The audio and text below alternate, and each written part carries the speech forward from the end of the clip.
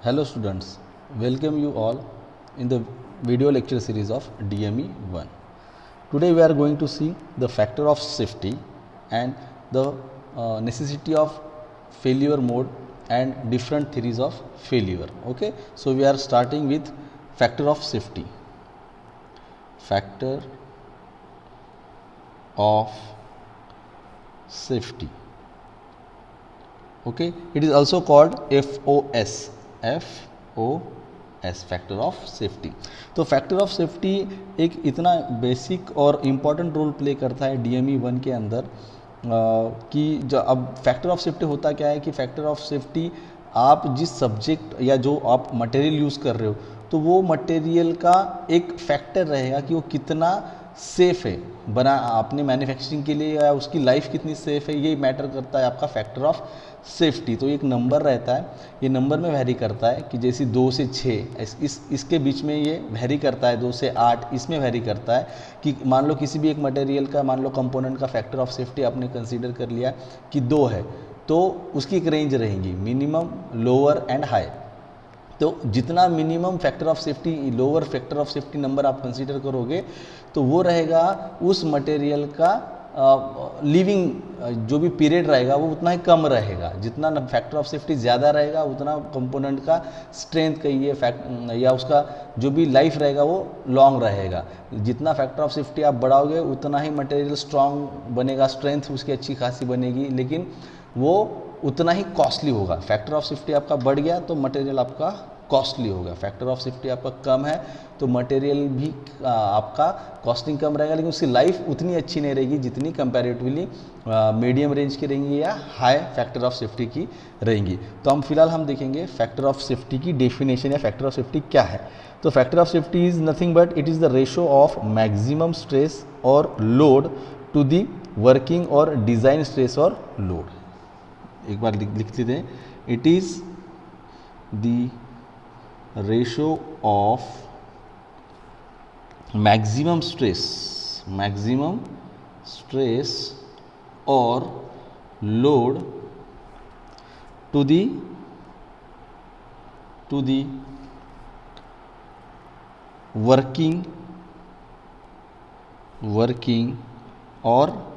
और design stress और load. ठीक है, तो इसको फॉर्मूले में देखते किस तरीके से रहेंगे। FOS यानी factor of safety is equal to maximum stress divided by working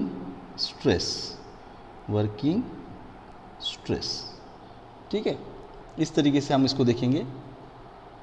तो इस तरीके से फैक्टर ऑफ सेफ्टी का फॉर्मूला रहता है कि factor of safety is equal to maximum stress divided by working stress. यानी मैक्सिमम स्ट्रेस यानी क्या, जिस मटेरियल के ऊपर आप जितना मैक्सिमम लोड लगा सकते हो या उस मटेरियल का उतना कैपेसिटी रहेगा कि लोड कैरी करने का, और या स्ट्रेस जिसमें हम कहेंगे कि जहाँ पे वो स्ट्रेस को मैक्सिमम उसका स्ट्रेस वो कैरी कर पाएगा मटेरियल, उतना उसका स्ट्रेस डिवाइडेड बाय जो एक्चुअल वर्किंग है। मान लो आपने मटेरियल लिया कि जिसका फैक्टर ऑफ सेफ्टी या जिस पे लोड है हमारा मैक्सिमम लोड हम अप्लाई करेंगे 40 न्यूटन या 400 न्यूटन, जो भी रहेगा आप कंसीडर कर लीजिए। इसको न्यूटन में कहेंगे हम या केजी कहिए आपको अगर सिंपल लैंग्वेज में समझना है तो आप किलोग्राम्स कंसीडर कर लीजिए। कोई भी एक मटेरियल ले लीजिए और उसका 100 किलो का अगर कैपेसिटी है, वो कैरी करने का वेट, वो मटेरियल का कैरी करने का वेट जो भी रहेगा वो उसकी कैपेसिटी रहेगी 100 kg, लेकिन हम उसके ऊपर अप्लाई कर रहे हैं एक 8 kg का। जैसे आप फॉर एग्जांपल देता हूँ मैं आपको, वेइंग मशीन जो हम वेट करते हैं वो मशीन का अगर कंसीडर करेंगे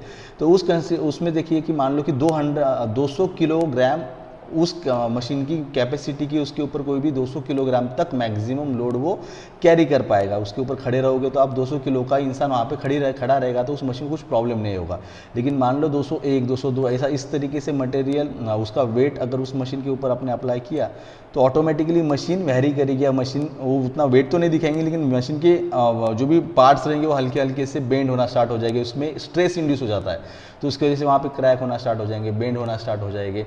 तो उसकी वजह से मटेरियल और जितना लोड आप उसके ऊपर अप्लाई करोगे तो वो टूटने के चांसेस ज़्यादा रहते हैं। तो हम क्या कहते हैं कि उस मशीन का 200 केजी कैपेसिटी की, 200 केजी का लोड वो आराम से कैरी कर पाएगा, तो ये उसका एक कैपेसिटी हो गया। लेकिन हम एक्चुअल जब खड़े रहेंगे, मान लो कोई 80 केजी का इंसान उस पर खड़ा हो गया, तो वो रहेगा आपका वर्किंग स्ट्रेस। एग्जाम्पल समझ में आ रहा है आपको? तो मैक्सिमम स्ट्रेस यानी क्या कि जो भी उसकी कैपेसिटी रहेगी, मटेरियल की जो भी कैपेसिटी रहेगी कि उसको कैरी करने की, उसको हम कहेंगे मैक्सिमम स्ट्रेस या लोड।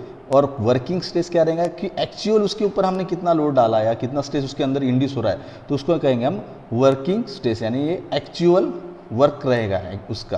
तो उसको हम कहते हैं फैक्टर ऑफ जो सेफ्टी, यानी जिसमें इसका जो भी आंसर आएगा वो नंबर में आएगा, तो वो नंबर को हम कहेंगे factor of safety. For example capacity मान लो आपकी 200 किलोग्राम की है और आपने उसके ऊपर लगाया 100 किलोग्राम, राइट। 100 किलोग्राम उसके ऊपर एक्चुअल वर्क अप्लाई किया, तो जो भी इसका आंसर आएगा, मान लो 200 डिवाइड बाय 1 यानी 2, है ना। तो वो 2 जो रहेगा वो नंबर रहेगा, और वो नंबर रहेगा फैक्टर ऑफ सेफ्टी का। फैक्टर ऑफ सेफ्टी का नंबर रहेगा, मान लो 200 kg डिवाइडेड बाय 100 kg, जो भी आंसर आया 2, तो वो 2 जो रहेगा ये रहेगा आपका फैक्टर ऑफ सेफ्टी। इसको कोई भी एक यूनिट नहीं रहता, ये चीज़ समझ लीजिए, फैक्टर ऑफ सेफ्टी को यूनिट नहीं रहता। तो फैक्टर ऑफ सेफ्टी आपकी जो रहेगी वो एक नंबर रहेगी। अब ये 2 है तो ये वैरी क्या कर रहा है आपका 2 से मैक्सिमम 8 ये नंबर में रहता है। तो मान लो 2 से 4 एक जो रहेगा वो मीडियम रेंज में रहेगा, फिर 5 से 6 जो रहेगा वो ये लो में रहेगा और ये मीडियम में रहेगा, और 7 से 8 एकदम हाई क्वालिटी का रहेगा, जो रहेगा हाई फैक्टर ऑफ सेफ्टी रहेगा, ठीक है। तो ये होगा आपको फैक्टर ऑफ सेफ्टी। अगर मान लीजिए कि आपने डक्टाइल मटेरियल कंसीडर कर लिया, तो डक्टाइल मटेरियल के लिए आपका फैक्टर ऑफ सेफ्टी क्या रहेगा, ब्रिटल मटेरियल के लिए फैक्टर ऑफ सेफ्टी क्या रहेगा, यानी अगर फाइंड आउट करना है आपको फैक्टर ऑफ सेफ्टी, तो उसके लिए फॉर्मूला क्या रहेगा। फॉर एग्जाम्पल आप कंसीडर करेंगे हम for ductile material, for ductile material factor of safety is equal to yield point stress divided by as usual working stress और लोड, समझ, और लोड यहाँ पे भी मैं लिख लेता हूँ लोड, ठीक है।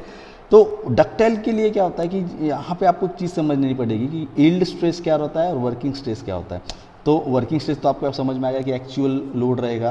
तो यील्ड पॉइंट क्या रहेगा, यील्ड पॉइंट अगर आपको स्ट्रेस स्ट्रेन कर्व डायग्राम अगर याद है, हम इसके बाद देखेंगे वो यील्ड स्ट्रेस स्ट्रेन डायग्राम, तो यहाँ पे आपको एक चीज़ समझनी कि यील्ड पॉइंट क्या रहता है। जब भी कोई भी मटेरियल ब्रेक होता है, उसका ब्रेकिंग पॉइंट स्टार्ट होता है, तो उसके पहले वो यील्ड पॉइंट पे जाता है। तो यानी क्या कि जब भी ब्रेक होने के पहले उसका आखिरी जो भी पॉइंट रहेगा जहाँ पे वो मटेरियल सस्टेन करता है खुद को उसके आखिरी पॉइंट तक, उस पॉइंट को हम कहते हैं यील्ड। यानी ब्रेक होने के पहले तक का जो भी उसका पॉइंट आएगा, उस पॉइंट को हम कहेंगे यील्ड पॉइंट। जैसे आपने कोई एक स्टिक ले ली, यानी लकड़ी ले ली, और उसको आप बेंड कर रहे हो, बेंड करते जा रहे हो, तो इस तरीके से मैं उसको बेंड करते जाऊँगा, तो वो जब तक खुद को सस्टेन कर रहा है ब्रेक होने के पहले, यानी जहाँ पे क्रैक होने के पहले जब तक वो स्ट्रेस करते हैं, उसका खुद को सस्टेन कर रहा है, तो उस पॉइंट को, ब्रेकिंग के हल्के से फर्स्ट बिफोर के पॉइंट को हम कहते हैं यील्ड पॉइंट, ठीक है। तो ये होगा फॉर डक्टाइल मटेरियल, क्योंकि डक्टाइल मटेरियल आपका एक ड्रॉ मटेरियल रहता है कि जिसके अंदर हम क्या करते हैं कि शीट में या वायर में आपका रॉ मटेरियल से हम फिनिश गुड मटेरियल बनाते हैं, जिसका फॉर्म क्या रहेगा, एक शीट मेटल रहेगी या एक वायर रहेगी जिसको हम खींचते हैं। जैसे आपका च्युइंगम रहता है, च्युइंगम खा के आप जैसे खींचते हो, तो जो भी मटेरियल का शेप बनता है तो उसको हम कहते हैं उसका डक्टिलिटी उस टाइप की, कि वो ब्रेक नहीं होगी लेकिन वो इलास्टिकली इलांगेट होती जाएंगी, तो उसको हम कहेंगे डक्टाइल मटेरियल। देन है आपके पास फॉर, अगर आपने कंसीडर कर लिया कि अभी ब्रिटल मटेरियल मेरे पास है, फॉर ब्रिटल मटेरियल ये फिर क्या रहेगा आपका फैक्टर ऑफ सेफ्टी रहेगा आपका अल्टीमेट स्ट्रेस और load divided by as usual working stress और लोड, ठीक है। तो ब्रिटल मटेरियल के लिए हमने यील्ड स्ट्रेस क्यों कंसीडर किया, क्योंकि ब्रिटल मटेरियल का अल्टीमेटली, देखो कोई भी मटेरियल क्या होता है, पहले बेंड होगा, फिर हल्के से उसमें क्रैक चले जाएंगे, उसके बाद वो दो टुकड़ों में या दो हिस्सों में टूट जाएगा, यानी ब्रेक हो जाएगा। तो उसको हम यील्ड पॉइंट से कंसीडर करते हैं, उसमें कंसीडरेशन यील्ड पॉइंट का होता है। लेकिन जब ब्रिटल मटेरियल लेते हैं, जैसे कोई कांच होती है, कोई रॉ जैसे चौक हो गया आपका, तो आप जब उसके ऊपर कोई भी लोड अप्लाई करते हो और वो अगर वो कैरी नहीं कर पा रहा है, उसकी कैपेसिटी के बाहर उसका लोड अगर जा रहा है, उसमें स्ट्रेसेस कुछ ज़्यादा ही इंड्यूस्ड हो रहे हैं, तो वो क्या कर देता है, वो ब्रेक हो जाता है, वो बेंड नहीं होगा, उसमें कुछ हल्के से क्रैक नहीं जाएंगे, और डायरेक्ट क्रैक हो जाएगा, टूट जाएगा। तो उसको हम कहते हैं अल्टीमेट स्ट्रेस या अल्टीमेट उसका लोड रहेगा। तो इस तरीके से हम उसका पॉइंट कंसीडर करेंगे, और जो भी आंसर आपका आएगा वो एक नंबर में आएगा, और वो नंबर रहेगा फैक्टर ऑफ सेफ्टी उस ब्रिटल मटेरियल के लिए। ठीक है, तो होपफुली आपको फैक्टर ऑफ सेफ्टी समझ में आया होगा। और फैक्टर ऑफ सेफ्टी आपके न्यूमेरिकल के हिसाब से बहुत इंपॉर्टेंट है, क्योंकि फैक्टर ऑफ सेफ्टी पे ही आपका मोस्टली इनिशियल पॉइंट, जो भी न्यूमेरिकल का डिज़ाइन का पार्ट है अपना, वो इनिशियल पॉइंट पे हम उसको सॉल्व करने में बहुत हेल्प करता है आपका फैक्टर ऑफ सेफ्टी। ठीक है, अब हम देखेंगे necessity of theories of failure. ठीक है, अब हम क्या देखने वाले हैं, necessity of failure of mode. ठीक है, यहाँ पे मैं लिखता हूँ necessity of theories of failure, necessities of theories of failure. तो इसके पहले हमें समझ में लेना है कि ये थ्योरी ऑफ फेल्यूर क्या है, यानी फेल्यूर थ्योरी क्या रहती है, ये क्यों ज़रूरी इम्पोर्टेंट है, इसमें हमको क्यों ये इतना नेसेसरी है, इसमें जो आपको DME 1 में आपको कंसीडर करना पड़ता है, या जब भी कभी आप ड्राइंग बनाते हो, डिज़ाइन बनाते हो, उसके अंदर आपको इसको कंसीडर करना पड़ता है। ठीक है, तो फर्स्ट थिंग चीज़ समझ लीजिए आप कि फेल्यूर थ्योरी क्या रहती है। फेल्यूर थ्योरी एक ऐसी चीज़ है कि जिसमें हम प्रेडिक्ट करते हैं कि आपका कोई भी मटेरियल आप जो मैन्युफैक्चरिंग कर रहे हो या जो रॉ मटेरियल रहेगा, उसको हम प्रेडिक्ट करते हैं, यानी उसका हम एजम्पशन करते हैं, उसके ऊपर लॉजिक लगाते हैं कि ये कब जाके कौन से कंडीशन के अंदर आपका सॉलिड जो मटेरियल है वो ब्रेक होगा या टूट जाएगा या फेल हो जाएगा। आ रहा है समझ में, यानी कैसा कि टूटना ही इसका मतलब ये नहीं कि वो फेल हो रहा है, वो मान लो उसका आउट ऑफ शेप भी हो जा रहा है, वो उसके डायमेंशन हल्के से चेंज हो जा रहे हैं, वो हल्का बेंड हो रहा है, उसके अंदर हल्के से क्रैक्स आ रहे हैं, क्रिएट हो रहे हैं, तो उसको भी हम क्या कहते हैं, इट्स काइंड ऑफ फेल्यूर। इस मटेरियल के अंदर जो भी हमें नहीं चाहिए था वो हो रहा है, तो उसको हम फेल्यूर कहेंगे उस मटेरियल का। तो फिर ये मटेरियल का फेल्यूर हम किस तरीके से फाइंड आउट करेंगे, या फाइंड आउट करने के लिए हमें क्या करना पड़ेगा कि इसका हम जो बोलते हैं ना कि हम वारंटी देते हैं, गारंटी देते हैं, किस बेसिस पे वारंटी गारंटी दे रहे हो, तो इसके बेसिस पे हम वारंटी गारंटी देते हैं कि आपके मटेरियल की कि इसकी लाइफ कितनी रहेगी, और ये अगर इस कंडीशन में चला गया या उसके पीछे वो अगर उस पर ये कंडीशन अप्लाई कर दी तो वो फेल्यूर मोड में चला जाएगा। जैसे हम कहते हैं कि 2 व्हीलर के ऊपर आप ट्रिपल सीट मत चलिए, 4 सीट मत बैठिए, क्यों, क्योंकि उसके ऊपर जितना वेट गिरेगा तो आपकी गाड़ी उतनी वेट कैरी नहीं कर पाएगी, तो उसकी वजह से आपका गाड़ी के अंदर बहुत सारे फेल्यूर होंगे यानी क्या, जो भी जॉइंट्स होंगे वो हल्के से जॉइंट्स बेंड होने स्टार्ट हो जाएंगे, क्रैक होने स्टार्ट हो जाएंगे, टूटना स्टार्ट हो जाएंगे। देन अगेन मान लो कि कोई नट बोल्ट है तो उसके ऊपर उतना वो कैरी नहीं कर पा रहा लोड, तो वो टूटने स्टार्ट हो जाएंगे। तो ये सारी चीज़ें कब होगी, जब आप ये चीज़ें कैलकुलेट करना स्टार्ट करते हो, तो इसके ऊपर ही आप प्रेडिक्शन करना स्टार्ट करते हो कि कोई भी मटेरियल की लाइफ कितनी हो सकती है, उसका फेल्यूर कंडीशन क्या हो सकता है, टूटने का कंडीशन क्या हो सकता है, किस कंडीशन में वो बिहेव करेगा अजीबोगरीब, तो वो हम इस थ्योरी के ऊपर समझते। तो पहले तो चीज़ समझ ली कि फेल्यूर थ्योरी क्या होती है फर्स्ट, उसके बाद उसकी नेसेसिटी देखेंगे। तो फर्स्ट हम देखेंगे failure theory.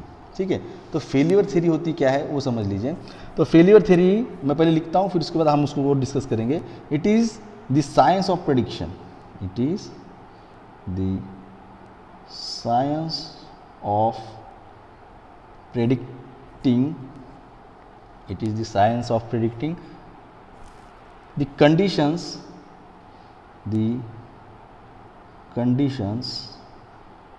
under which solid material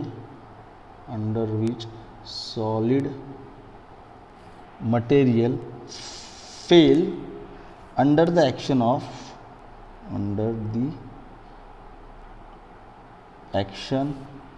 of external load.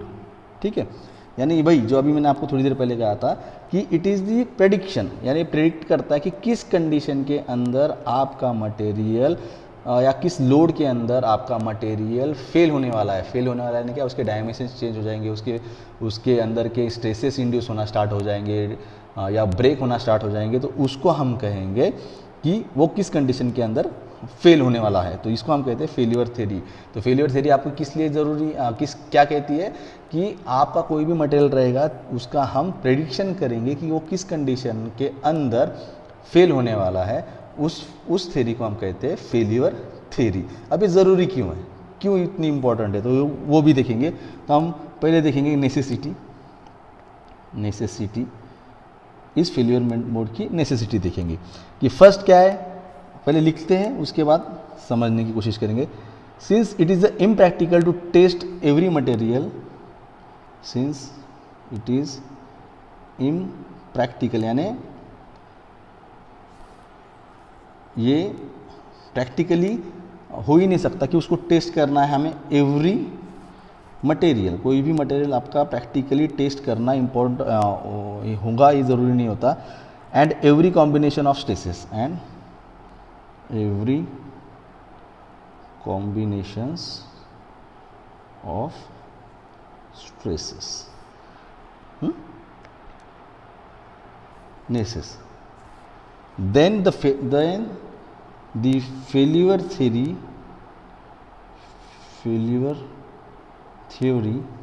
then the failure theory is needed for making prediction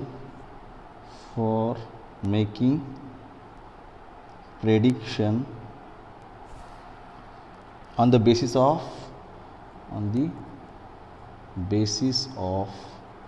materials performance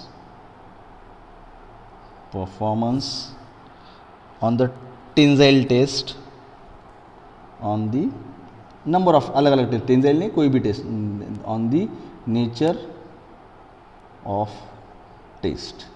ठीक है, यानी इसका मीनिंग क्या कह रहा है, फर्स्ट नेसेसिटी क्या कह रहा है कि जब भी आप तो कैसा रहता है, हर मटेरियल को टेस्ट करना या हर स्ट्रेस को टेस्ट करना ये इम्पॉसिबल है।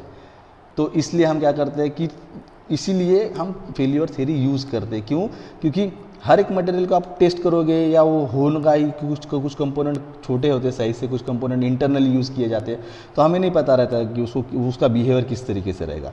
तो इसीलिए हम क्या कर रहे हैं कि इसको अनदर टेस्टिंग थ्योरी से कंसीडर करने से अच्छा कि फेल्यूर थ्योरी को कंसीडर करके हम इसका जो भी रिजल्ट रहेगा वो हम निकाल सकते हैं।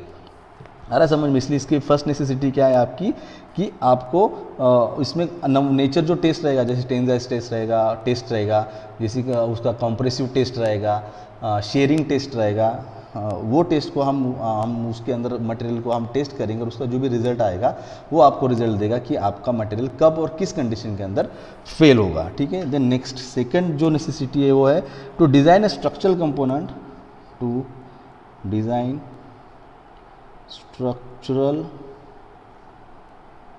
component and calculate margin of safety,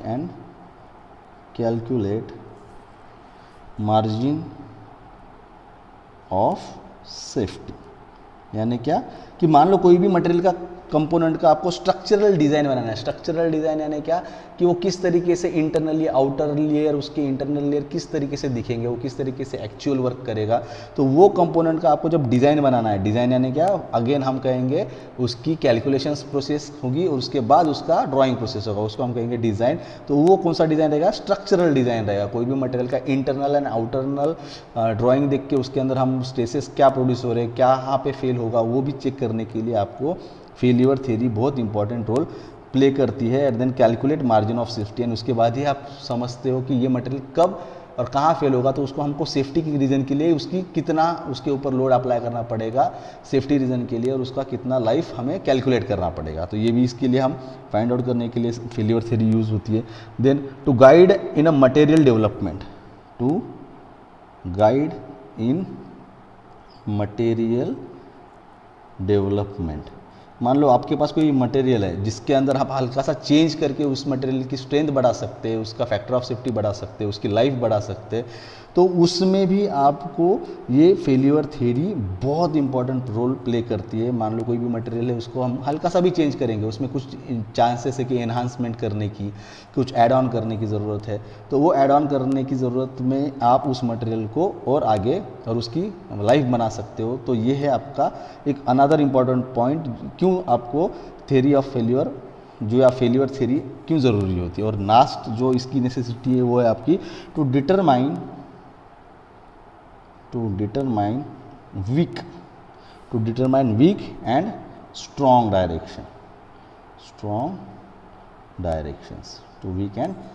directions। यानी क्या कि आपको ये फेल्यूर थ्योरी इस तरीके से भी इम्पॉर्टेंट है कि जी इसके अंदर आप कोई भी मटेरियल का एक सर्टन वीक पॉइंट रहेगा वो भी फाइंड आउट कर सकते हो, और उसके स्ट्रॉन्ग पॉइंट भी या स्ट्रॉन्ग डायरेक्शन जो भी रहेंगे पॉइंट्स वो भी आप इसके अंदर फाइंड आउट कर सकते हो। तो इस तरीके से ये ज़रूरी है, इस 4 पॉइंट के ऊपर आपको समझ में आएगा कि ये फेल्यूर थ्योरी क्यों इतनी इम्पॉर्टेंट है।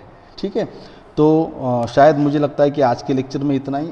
आगे लेक्चर में हम देखेंगे डिफरेंट थ्योरीज जो है फेल्यूर थ्योरीज, वो हम देखेंगे। उसमें हम थोड़ा डेरिवेशन पार्ट है वो देखेंगे। उसके बाद आपका stress and strain curve diagram भी देखेंगे जो आपको सॉम और ईएम में हुआ था। तो एक बार हम उसको एक जस्ट ओवरलुक देने के लिए उसको हम रिवाइज करेंगे। ठीक है, then thank you for today's lecture.